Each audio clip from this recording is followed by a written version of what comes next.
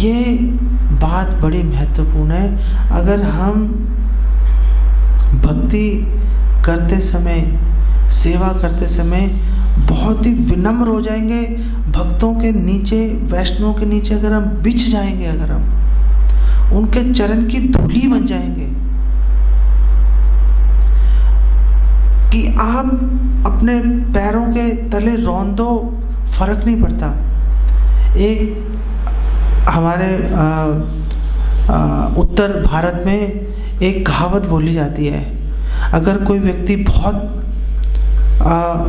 ही बढ़िया व्यक्ति हो, अगर बहुत ही विनम्र व्यक्ति हो, तो उसकी तुलना की जाती है एक वस्तु से, एक चीज़ से तुलना की जाती है। जैसे आपने देखा है कि अगर आँख में धूल का एक कण भी डल जाए तो कितनी परेशानी होती है। तो उत्तर भारत में तुलना की जाती है कि ये व्यक्ति ऐसा है, इतना विनम्र है कि इसको अपनी आँख में भी डाल लोगे तो पता नहीं चलेगा। ऐसे स्तर पे पहुंचने का लक्ष्य है हमारा, ऐसे स्तर पे हमने जाना है, वो लक्ष्य है। और वो लक्ष्य एक तो बहुत दूर भी है और बहुत कठिन भी है। कठिन भी है, आसान भी है। कठिन भी है, आसान भी है। हमारे शास्त्रों में एक प्रश्न उठाया हमारे आचार्यों ने, मुझे नाम संदर्भ याद नहीं आ रहा, कभी देख के बता दूंगा आपको। उसके अंदर उन्होंने प्रश्न उठाया कि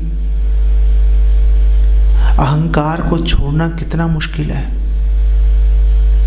आपने कभी ये सुना है प्रश्न? सुना है आपने किसी ने कि अहंकार को छोड़ना कितना मुश्किल है? तो फिर उन्होंने उसका उत्तर दिया, उतना ही मुश्किल है जैसे जमीन पे गिरी हुई कमल की पंखुड़ी को उठाना। क्या मुश्किल है? झुको, उठा लो। क्या मुश्किल है? अहंकार को छोड़ना इतना ही आसान है। पता नहीं क्यों नहीं छोड़ रहे हम, पता नहीं क्यों नहीं छोड़ते हम। उसके साथ इससे चिपके हुए हैं कि कृष्ण और अहंकार में अगर चुनाव करना पड़े तो मुझे कई बार लगता है अहंकार का ही चुनाव कर लेते हैं हम। ऐसी हमारी हालत है।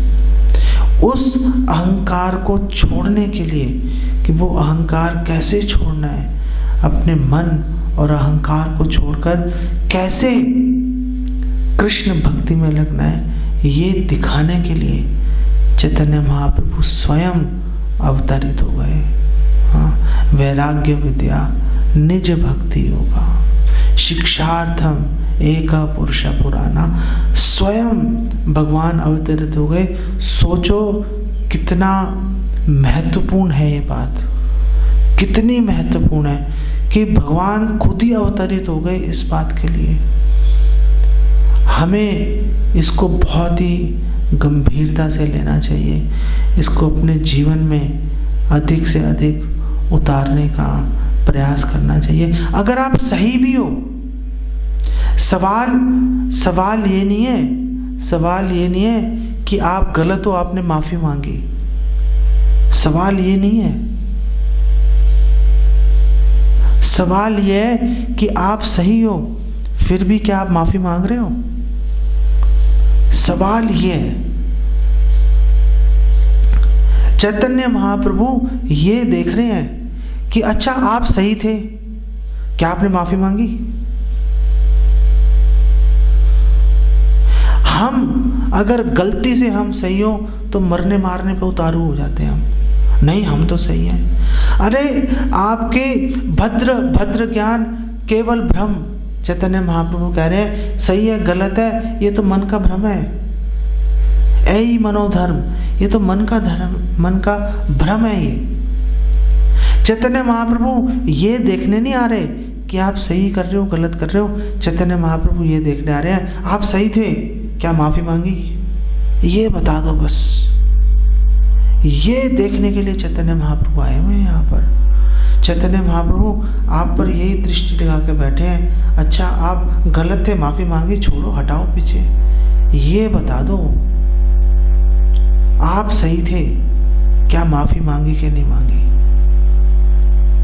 जब इस बात का जवाब हाँ में आ जाएगा तो समझना महाप्रभु की आपको कृपा प्राप्त हो रही है, तो आप महाप्रभु को संतुष्ट करवाने के रास्ते पे अग्रसर हो गए आप।